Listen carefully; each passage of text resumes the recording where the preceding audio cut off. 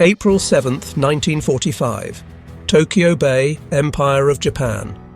Dawn breaks over the Japanese home islands as 91 North American P-51D Mustangs of the 15th and 21st Fighter Groups approach their rendezvous point. In the cockpit of his Mustang, Major James B. Tapp grips the control stick, his 6 wing-mounted .50 caliber M2 Browning machine guns loaded with armor-piercing incendiary rounds. The early model P-51Ds carry 500 rounds for each inboard gun and 270 for the center and outboard positions, a total of 2,080 rounds. Later variants would reduce this to 400 rounds per inboard gun for improved reliability, bringing the total to 1,880 rounds. Below, Mount Fuji stands out against the clear morning sky, unmistakable in its majesty, its snow-capped peak serving as a navigation point that pilots would use throughout the mission. The morning sun casts long shadows across the Japanese countryside, revealing a patchwork of rice fields, villages, and military installations that had never before seen American fighters. The mission is unprecedented. Escort B-29 superfortresses deep into the Japanese homeland from a base 750 miles away, a distance that military planners just 2 years earlier had deemed impossible for single-engine fighters. At 0700 hours, more than 100 Japanese interceptors converge on the American formation. Through the morning haze comes a sight that shocks Japanese pilots to their core. Single-engine American fighters over Tokyo, something their commanders had assured them was impossible. The psychological impact is immediate and devastating. These are not carrier-based Navy fighters with limited range, but land-based Army Air Force fighters that have somehow crossed 750 miles of open ocean to appear over the imperial capital. Leading the Japanese defense are pilots flying the Nakajima Ki-84 Hayate, the Frank, Japan's fastest and most advanced fighter, alongside older Ki-43 Hayabusas, Ki-44 Shokis, Ki-61 Hyans, and Navia 6 M0s, and N1K2-J Shidens. The Ki-84 could outclimb and outmaneuver both the P-51 and the Republic P-47 Thunderbolt at certain altitudes and speeds. What happens next will demonstrate the vast technological gulf between two nations' approaches to air warfare, and reveal why American industrial might had produced what many pilots would call the perfect long-range fighter aircraft. The North American P-51D Mustang had arrived in the Pacific Theater with a reputation already forged in the skies over Europe, where it had broken the back of the Luftwaffe and made daylight bombing of Germany possible. Developed initially for export to Britain, models modified by the British to use Rolls-Royce Merlin engines became America's most capable wartime fighters. The transformation from the Allison-powered early variants to the Merlin-powered masterpiece represented one of aviation's most successful international collaborations, a marriage of American aerodynamic innovation and British engine technology. The pairing of the legendary Merlin engine and the P-51 Mustang eventually resulted in the P-51D, which provided the US Army Air Forces with a high-performance, high-altitude, long-range fighter that could escort heavy bomber formations all the way to Berlin and back, and now, incredibly, from Iwo Jima to Tokyo and back. The Packard FIF 1650-7 engine, a license-built version of the Rolls-Royce Merlin 66, delivered 1,695 horsepower at takeoff with water injection, rising to 1,720 horsepower in emergency war power settings. This two-stage, two-speed supercharged power plant could maintain high performance at altitudes where Japanese engines gasped for air, their single-stage superchargers unable to compress the thin atmosphere sufficiently. The P-51D flew to a maximum speed of about 440 miles per hour at 25,000 feet, reached an operating ceiling of almost 42,000 feet, and was armed with 6 wing-mounted 0.50-inch M2 Browning machine guns. The mathematics of firepower were devastating and precisely calculated. 6 M2 Browning machine guns firing at 800 rounds per minute, Each meant the P-51D could deliver 4,800 rounds per minute of concentrated firepower, 80 rounds per second. Each armor-piercing incendiary round weighed 46 grams and travelled at 2,900 feet per second, delivering tremendous kinetic energy on impact, capable of penetrating aircraft armor, igniting fuel tanks, and destroying engines with just a few well-placed hits. By the end of 1944, 14 of the 15 fighter squadrons of the US 8th Air Force in Europe were composed of Mustangs, a testament to the aircraft's superiority over all other available fighters. This massive production and deployment reflected American industrial capacity at its peak, with assembly lines running 24 hours a day, 7 days a week. North American aviation's factories in Inglewood, California and Dallas, Texas, were producing P-51s at a rate that staggered the imagination. At peak production, a new Mustang rolled off the assembly line every hour. By war's end, 15,586 P-51s of all variants would be manufactured, with the D model alone accounting for 8,156 aircraft, more than Japan's total production of all fighter types in the last 2 years of the war combined. The very long-range capability that brought Mustangs to Tokyo represented a revolution in fighter operations that changed the fundamental mathematics of air warfare. With dual 110-gallon drop tanks, Mustangs could fly round trips of 1,500 statute miles as a matter of routine, though pilots would push this to 1,600 miles when necessary. This was equivalent to flying from Los Angeles to Little Rock, Arkansas, entirely over water in a single-engine aircraft with no alternate landing sites except the ocean. The key to this achievement lay in the Merlin engine's exceptional fuel efficiency at cruise settings, consuming just 65 gallons per hour at economical cruise, combined with the P-51's laminar flow wing design that reduced drag by 35% compared to conventional airfoils. The laminar flow wing, developed by North American's aerodynamicist Edgar Schmood, maintained smooth airflow over a greater percentage of the wing surface, delaying the transition to turbulent flow and dramatically reducing parasitic drag. Standing in stark contrast was the Nakajima Ki-84 Hayate, which entered operational service with the Imperial Japanese Army Air Service in June 1944. Too late and in too few numbers to affect the war's outcome. Named Gale and designated by the Allies as Frank, this fighter represented Japan's desperate attempt to match American technological superiority with what resources remained to the embattled empire.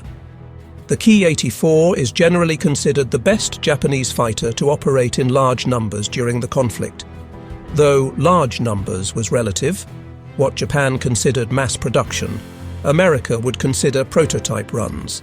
The aircraft boasted high speed and excellent maneuverability, with an armament of up to 230mm HO-155 cannons and 220mm HO-5 cannons that gave it formidable firepower, on paper. The reality was more complex. The 30mm cannons carried only 50 rounds per gun, the 20mm cannons just 150 rounds per gun, giving a total ammunition load of just 400 rounds compared to the Mustang's 1,880 to 2,080 rounds. On paper, the Ki-84 appeared competitive, even superior in some respects. It was powered by the Nakajima Ha-45 Homar 18-cylinder radial engine, a complex piece of machinery with fuel injection and a single-stage 2-speed supercharger, using water methanol injection to aid the supercharger in giving the Ki-84 a rated 2,000 horsepower at takeoff. Initial testing showed promise, with prototypes reaching 387 miles per hour in level flight, and later claims of up to 427 miles per hour under ideal conditions with high-octane fuel and perfect engine tuning. However, the reality of late-war Japanese production told a dramatically different story, one of declining quality, desperate improvisation, and systemic failure. Pilots and crews in the field learned to take care with the plane's high-maintenance Nakajima Homar engine and landing gear, prone to buckling at the worst possible moments. The HAMA engine, while theoretically powerful and advanced, suffered from chronic reliability problems that worsened as quality control collapsed. The engine required precise tolerances that Japanese factories, under constant B-29 bombardment and lacking quality steel and aluminum, could no longer maintain. Many landing gear units were compromised by the poor quality heat treatment of late-war Japanese steel, often containing impurities that made proper hardening impossible. As a result, many Hayatis suffered strut collapses on landing, writing off aircraft that Japan could not afford to lose and killing pilots that took months to train. The disparity in production quality reflected the broader industrial crisis facing Japan, a nation that had gambled everything on a short war and lost. While American factories maintained consistent quality standards despite massive production volumes, actually improving quality as production techniques were refined, Japanese manufacturing deteriorated precipitously. Progressive deterioration in quality control meant that pilots never knew how individual aircraft would perform, whether the brakes would work, whether the engine would hold together at high power settings, and even whether they would be able to climb high enough to intercept B-29 superfortresses cruising at 30,000 feet. By 1945, Japan had produced only 3,514 Ki-84s total, and many of these were grounded due to lack of spare parts, fuel, or qualified pilots. Of those that were operational, perhaps half could be considered truly combat-ready at any given time. The fuel situation alone revealed the strategic catastrophe facing Japan, a nation that had gone to war partly to secure oil resources.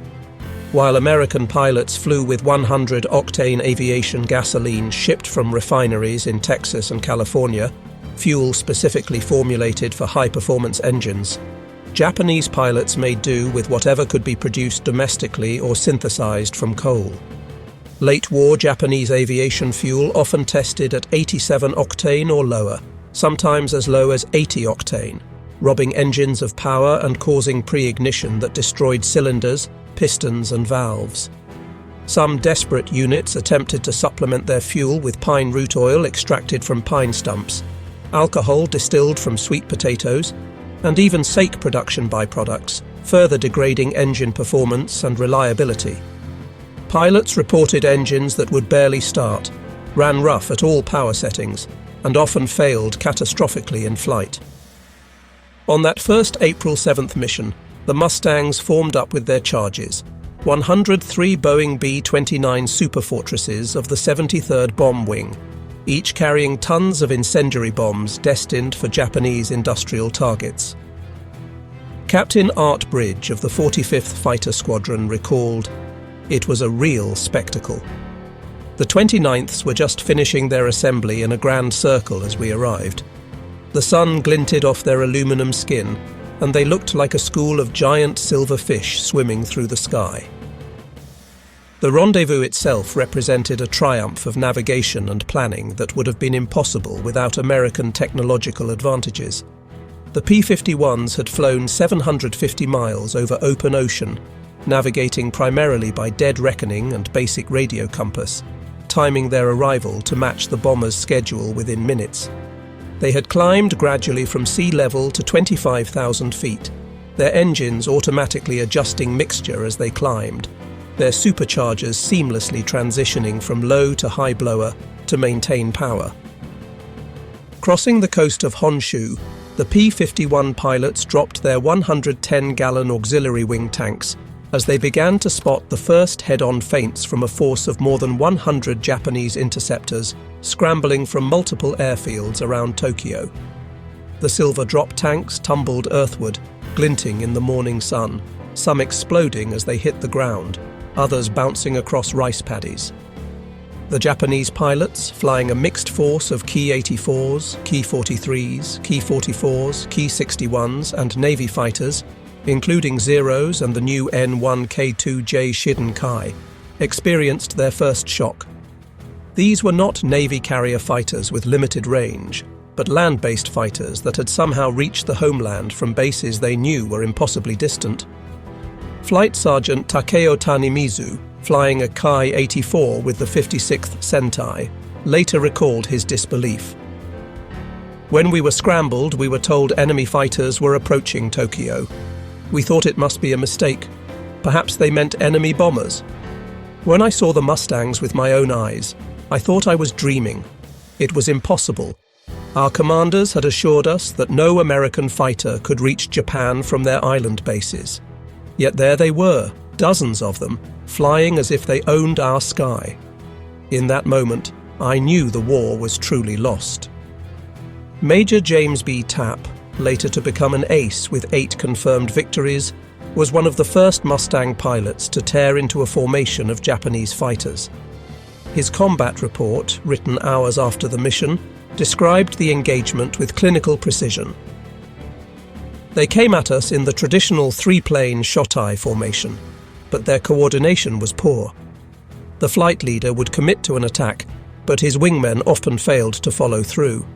They seemed hesitant, perhaps low on fuel or ammunition, or simply inexperienced. We dove through them with a 100-mile-per-hour speed advantage, fired quick bursts, and zoom climbed back to altitude before they could react. This breakdown in Japanese tactical coordination reflected the crisis in pilot training that had reached catastrophic proportions.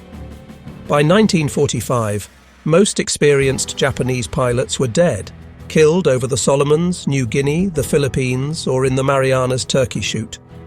Replacements received as little as 50 hours of flight training before being thrown into combat, compared to the 600 hours American pilots received before deploying to combat theaters. When the smoke cleared and the Mustangs returned to their Iwo Jima base, the Sunsetters of 7th Fighter Command were credited with 26 Japanese planes destroyed, 1 probable and 5 damaged, at a cost of 2 P-51s and 1 pilot. The 13-to-1 kill ratio on this first mission would only improve as American pilots gained experience over Japan, and Japanese pilot quality continued to deteriorate. Within weeks, kill ratios of 20-to-1 or even 30-to-1 would become common, reflecting not just American superiority, but Japanese desperation. The performance differential between the aircraft became starkly apparent in combat, particularly in the vertical dimension where air combat was increasingly fought. The P-51D's superiority was particularly evident above 20,000 feet, the altitude where most interceptions took place. At these altitudes, the Merlin engine's 2-stage supercharger maintained sea-level power while Japanese engines struggled for breath. The first stage compressed the thin air, cooled it through an intercooler, then fed it to the second stage for further compression, delivering dense, oxygen-rich air to the cylinders. The Ki-84's single-stage supercharger, lacking an intercooler and second stage, caused power to drop off dramatically above 20,000 feet, reducing its speed advantage and climb rate precisely where most interceptions occurred. At 30,000 feet, the Ki-84 could barely maintain 350 miles per hour, while the P-51D could still achieve 420 miles per hour.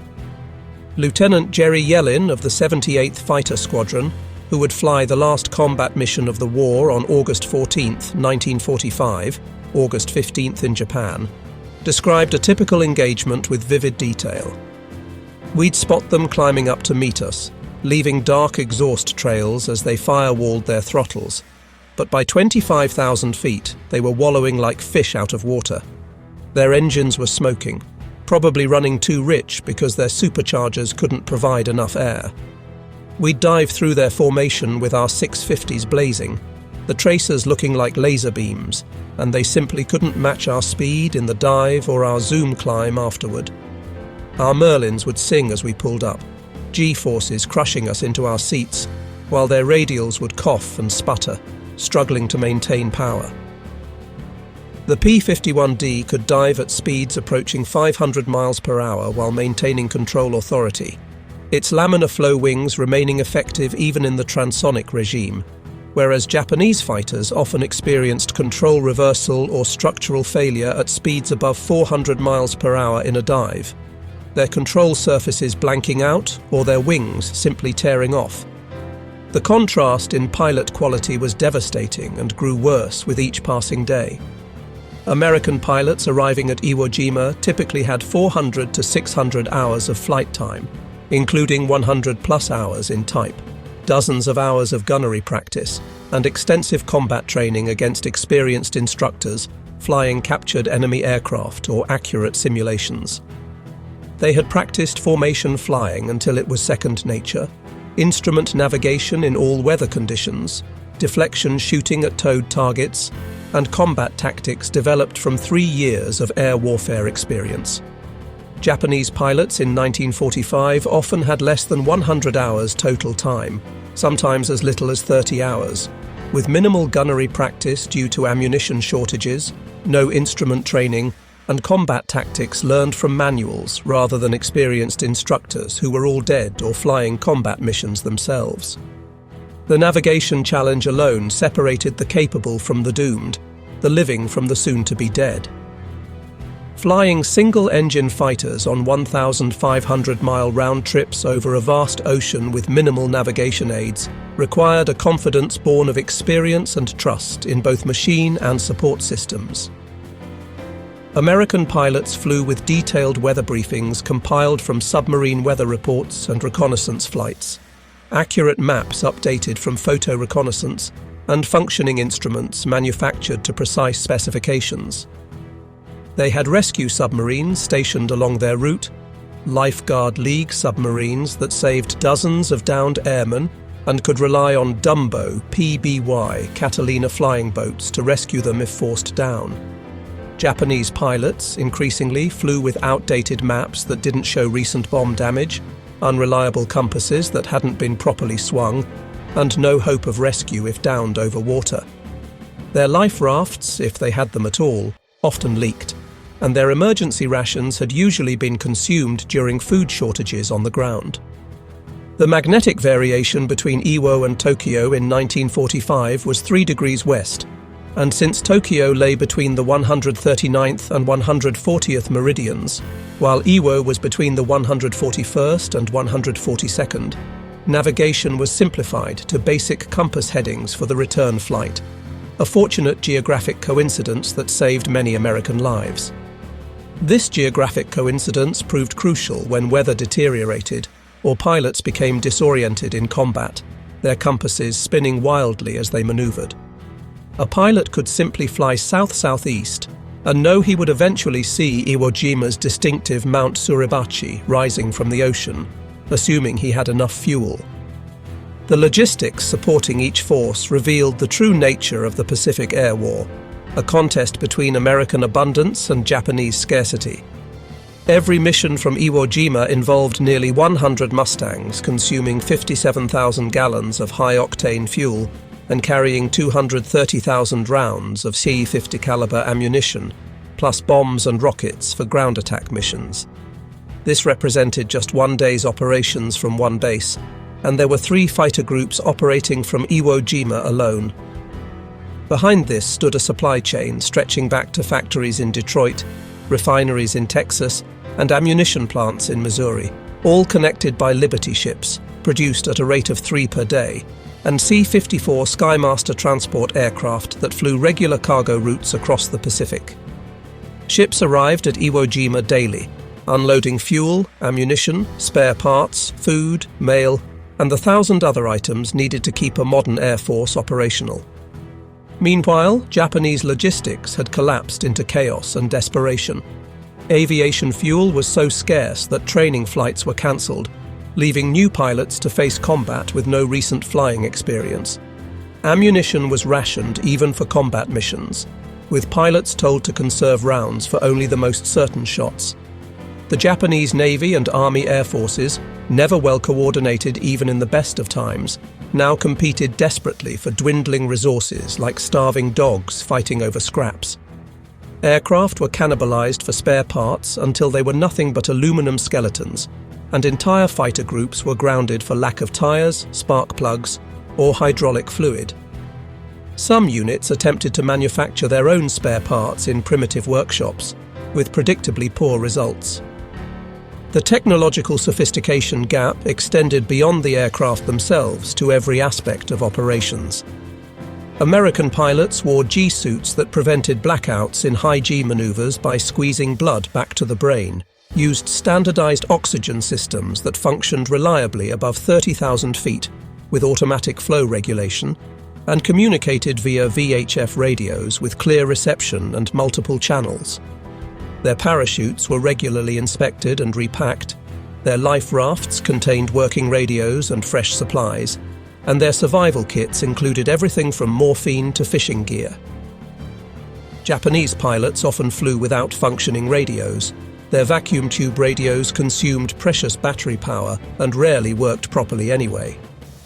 They used unreliable oxygen systems that frequently failed above 20,000 feet, leading to hypoxia and disorientation, and had no G-suits, limiting their ability to match American aggressive maneuvering without blacking out or suffering broken blood vessels in their eyes.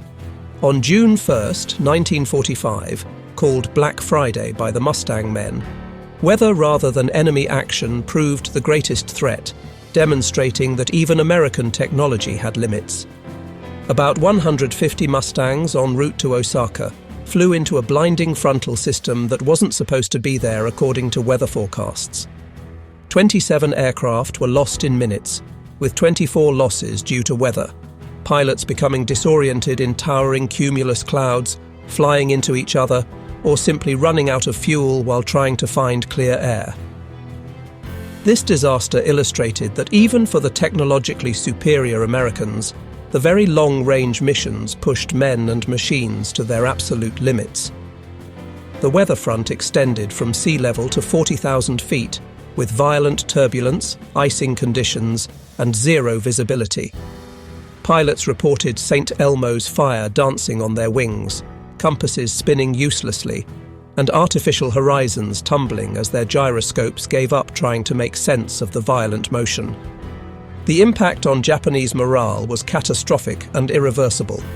Captain Yoshio Yoshida, a key 84 pilot with the 47th Sentai who survived the war, wrote in his diary, "The appearance of American fighters over Tokyo has shattered our confidence completely. We were told the B-29s were vulnerable without escort, that their fighters could never reach so far. Now we see Mustangs over the palace itself, strafing our airfields in broad daylight, shooting down our best pilots as if they were beginners. How can we defend the Emperor when the enemy's fighters roam freely over the sacred homeland? The sight of those Mustangs with their invasion stripes, so confident, so numerous, tells us what our leaders will not. The war is lost, and we are simply waiting to die."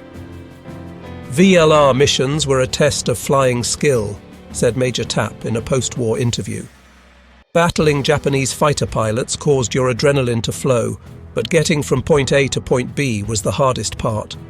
The ocean was endless, featureless, hypnotic. You'd check your compass constantly, wondering if it was wrong, if you'd somehow gotten turned around. The physical and mental strain was enormous and cumulative. Pilots stayed strapped into their cockpits for 8 hours or more, unable to stand, unable to stretch, unable to relieve themselves except into a relief tube that often froze at altitude.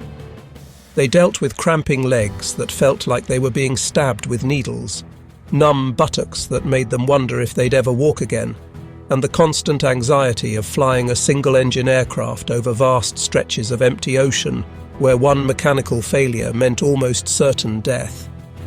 The Mustang's cockpit ergonomics, refined through 3 years of combat experience and thousands of pilot reports, proved superior to Japanese designs in every measurable way.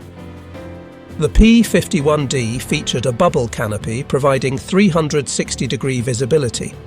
Pilots could actually look behind them by turning their heads, a life-saving capability in combat. The seat was fully adjustable for pilots of different heights. The rudder pedals could be moved to accommodate different leg lengths, and controls were positioned for minimum pilot fatigue during long missions. The instrument panel was logically arranged with the most important instruments, airspeed, altitude, engine gauges, directly in the pilot's line of sight. The Ki-84's cockpit, while an improvement over earlier Japanese fighters like the Zero still suffered from poor visibility to the rear due to structural members and the fuel tank behind the pilot's head, awkwardly placed controls that required pilots to take their hands off the stick at critical moments, and instruments that were difficult to read in combat conditions, especially when pulling Gs or when vibration from the engine made everything blur. Armament differences proved decisive in combat outcomes, often determining who lived and who died in the split-second encounters that characterized air combat. The P-51D's 6.50 caliber machine guns, while seemingly less impressive than the Ki-84's mixed cannon armament, offered crucial advantages that combat experience had proven decisive.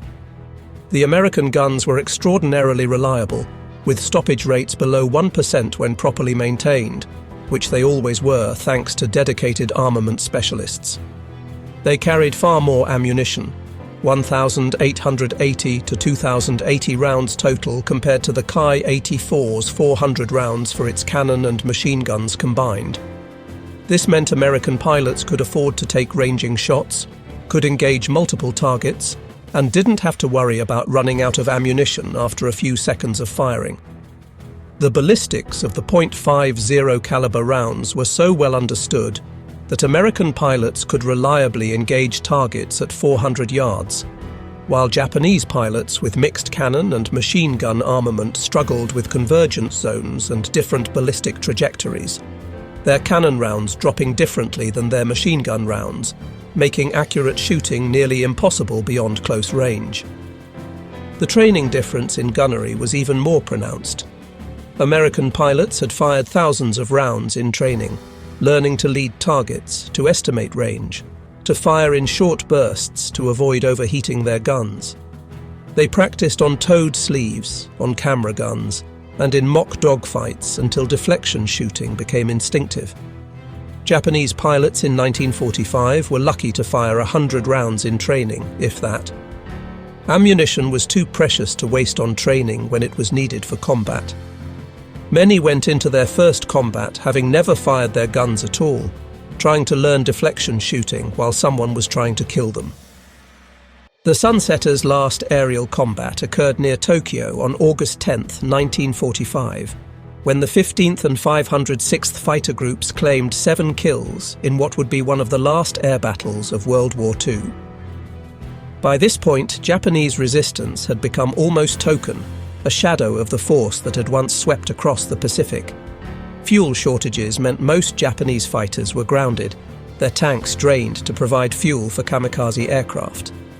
Those that did fly were often piloted by teenagers with minimal training, boys who had been in high school just months before. In all, Iwo's Mustangs were credited with 206 Japanese airplanes shot down between April and August 1945, 75% of the Pacific P-51 aerial victories. The actual number was probably higher, as many Japanese aircraft shot down over Japan were never confirmed, their wreckage lost in forests or urban areas. The strategic impact extended far beyond aerial victories to reshape the entire Pacific War. The presence of P-51s over Japan meant B-29s could bomb in daylight with greater accuracy, systematically destroying Japan's industrial infrastructure. Japanese industrial production, already crippled by material shortages, and B-29 night raids, ground to a halt under precision daylight bombing. The psychological effect was equally devastating. Japanese civilians could see American fighters strafing airfields in broad daylight, shooting up trains, attacking shipping in Tokyo Bay, making clear that Japan had lost control of its own airspace. The myth of the divine wind that would protect Japan was shattered when American fighters flew over the Imperial Palace itself. Lieutenant Colonel John R. Morgan of the 457th Fighter Squadron conducted several photo reconnaissance missions over Japan in a specially modified P-51D with cameras in place of guns. His reports revealed the extent of Japanese aviation collapse. We'd fly over airfields that intelligence said had hundreds of aircraft. We'd find maybe a dozen flyable planes. The rest were derelicts. No engines, no propellers, some just shells cannibalized for parts. They'd push wrecks around to make it look like they had more operational aircraft for our photo interpreters, but we could tell the difference between a real airplane and a hulk. Some airfields had fake wooden aircraft, complete with painted markings, trying to draw our attacks away from real planes hidden in revetments or under camouflage. The industrial mathematics were irrefutable and told the story of the war in stark numbers. The United States produced 15,586 P-51s of all variants during the war, more than Japan's total production of all aircraft types in 1944 and 1945 combined. Japan managed to produce approximately 3,500 Ki-84s, but many were destroyed on the ground by B-29 raids and carrier strikes, lost in training accidents due to poor quality control, or grounded for lack of parts. American production lines were hitting their stride just as Japanese production collapsed. North American aviation alone was producing 20 P-51s per day at peak production, more than Japan produced Ki-84s in a month. Each American aircraft was essentially identical, with interchangeable parts, while Japanese aircraft varied wildly in quality and performance, even within the same production batch. The training pipeline told a similar story of overwhelming American advantage. By 1945, the United States was training 30,000 pilots annually, each receiving 200 to 300 hours of flight instruction before advanced fighter training, then another 100 hours of combat training. Japan's pilot training program had essentially collapsed, with new pilots receiving perhaps 50 hours before being sent to operational units, often much less. The mathematics of attrition were inexorable. America could replace losses while maintaining quality. Japan could not replace losses even with dramatically reduced standards. For every pilot Japan trained, America trained 10, and the American pilots were far better prepared. Fuel consumption revealed the strategic endgame in stark detail. Each P-51 mission from Iwo Jima consumed approximately 600 gallons of 100-octane fuel per aircraft, internal fuel plus drop tanks. With 100 aircraft per mission and daily operations, this meant 60,000 gallons per day for one fighter group alone. American tankers delivered millions of gallons monthly to Pacific bases, a river of fuel flowing across the Pacific. Japan, meanwhile, was attempting to extract aviation fuel from pine roots, requiring 200 pine stumps to produce 1 gallon of barely usable fuel, and converting training aircraft to kamikaze weapons because they lacked fuel for conventional operations. By August 1945, Japan had less than 200,000 gallons of aviation fuel remaining in the home islands, enough for perhaps one major operation. The technological revolution represented by the P-51D went beyond mere performance statistics to embody an entire philosophy of warfare.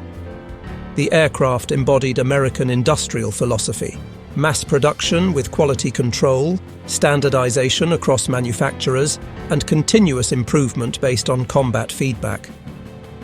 Every P-51D that rolled off the production line was essentially identical, with interchangeable parts and predictable performance.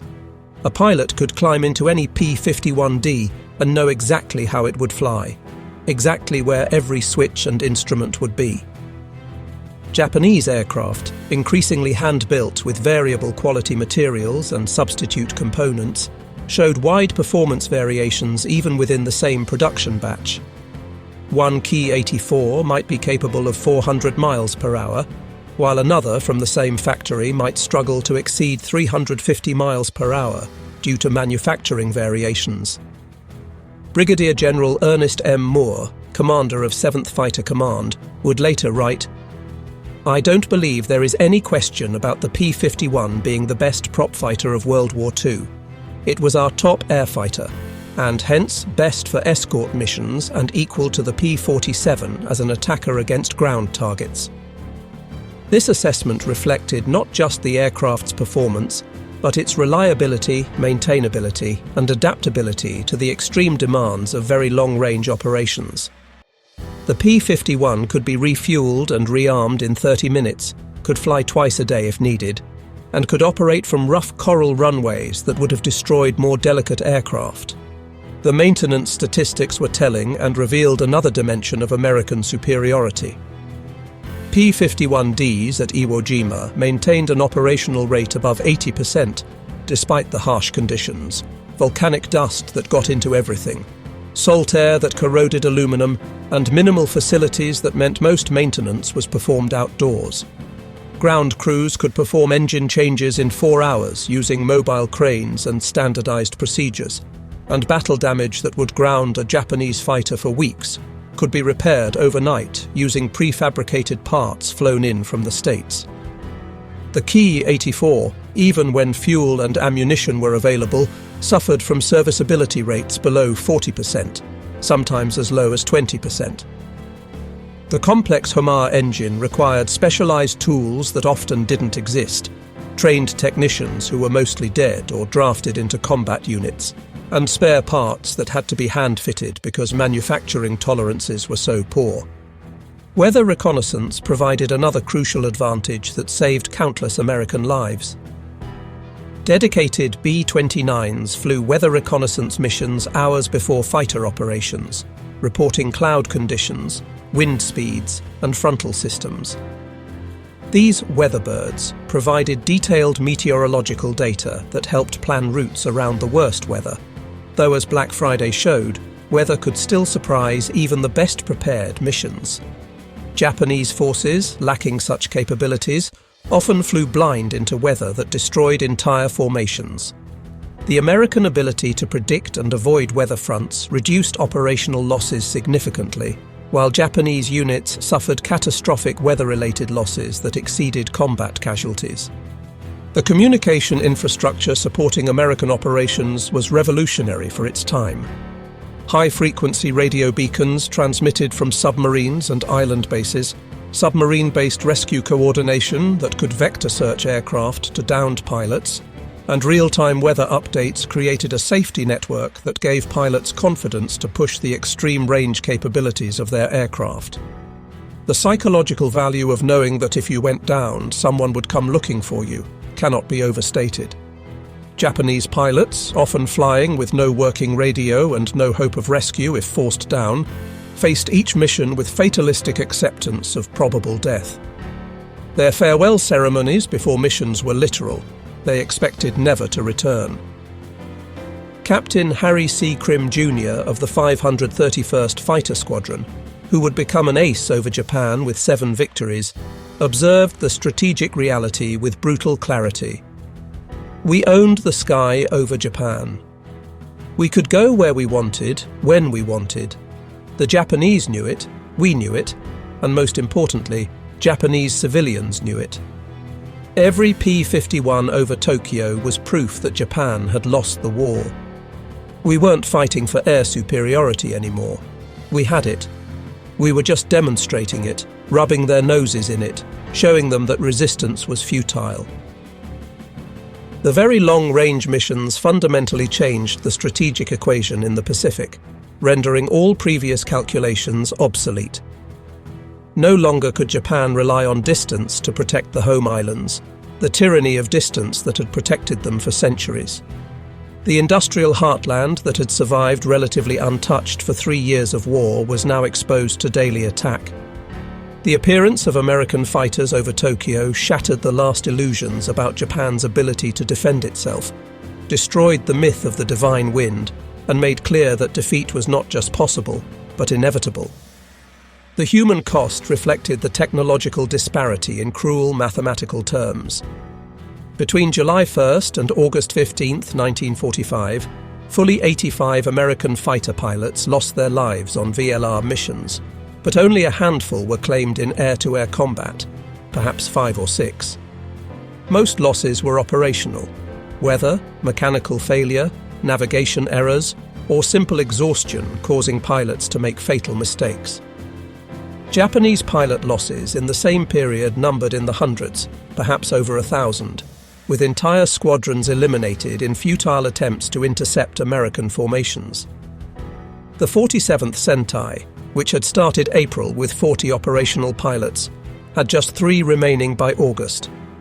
The 244th Sentai was completely destroyed, reformed with new pilots, and destroyed again. The last dogfights over Japan revealed the final collapse of Japanese air power as an organized force. On August 14, 1945, August 15th in Japan due to the international dateline, Lieutenant Jerry Yellin flew what would be the last combat mission of the war. Taking off from Iwo Jima with his wingman, 19-year-old Second Lieutenant Philip Schlamberg, they attacked airfields near Nagoya. The mission had been planned before word of Japan's surrender reached the field, and the code word Utah that would have recalled them never reached their radios.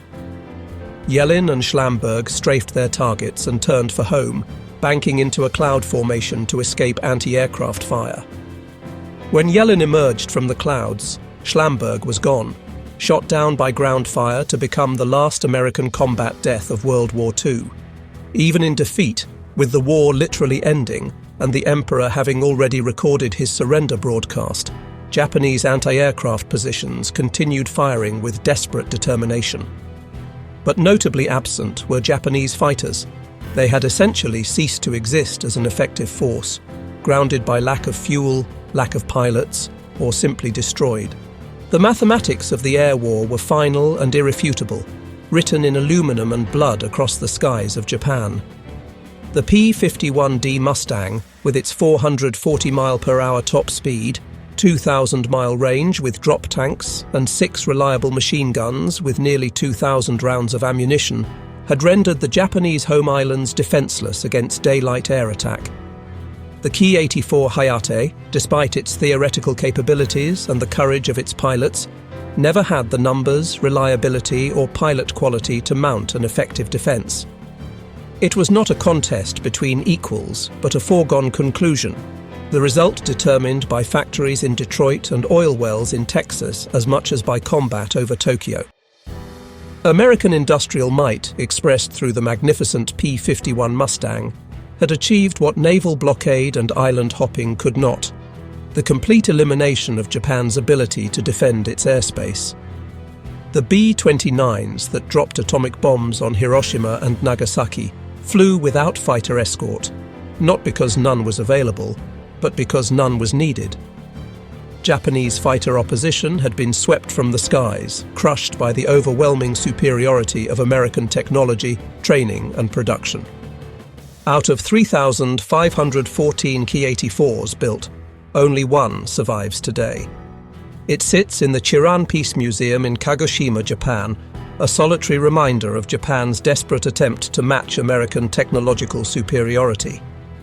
Meanwhile, hundreds of P-51 Mustangs survive in museums and private collections worldwide, many still flying at air shows, their Merlin engines singing the song of American industrial triumph 7 decades after they first appeared in the skies over Tokyo.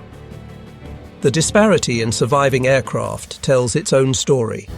American aircraft were built to last, maintained with care, and valued as historical artifacts. Japanese aircraft were built for immediate use, expected to be destroyed in combat, and treated as expendable. The shock experienced by Japanese pilots encountering P-51 Mustangs over Tokyo was more than tactical surprise. It was the stunning realization that American industrial capacity and technological advancement had made even the impossible routine. Single-engine fighters flying 1,500-mile combat missions, arriving with enough fuel to fight for 2 hours, and returning safely to base. This was beyond Japanese comprehension or capability. The P-51 Mustang over Mount Fuji was not just an aircraft. It was the embodiment of American industrial supremacy, technological innovation, and the inexorable mathematics of total war. The lesson was clear and brutal. In modern industrial warfare, superior technology multiplied by massive production equals victory. The P-51 Mustang represented American industry at its peak.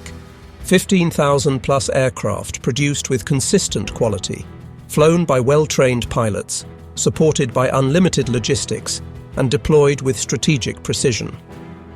Against this, Japan's Ki-84 Hayate, despite individual courage and occasional tactical success, stood no chance.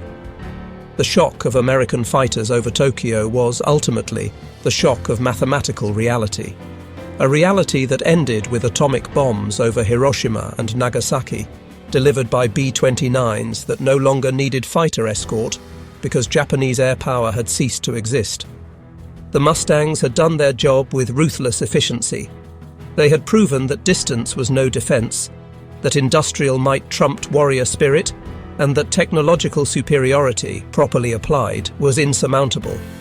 The Japanese pilots who faced them in those final months learned the hardest lesson of modern warfare. Courage alone cannot overcome the mathematics of industrial production, technological advancement, and logistical supremacy. The P-51D Mustang over Tokyo was proof that the age of the samurai had ended, replaced by the age of the production line, the supercharger, and the very long-range fighter escort. The divine wind had been conquered by science, the warrior spirit broken by industrial might, and the empire of the rising sun overshadowed by wings of aluminum and engines of steel.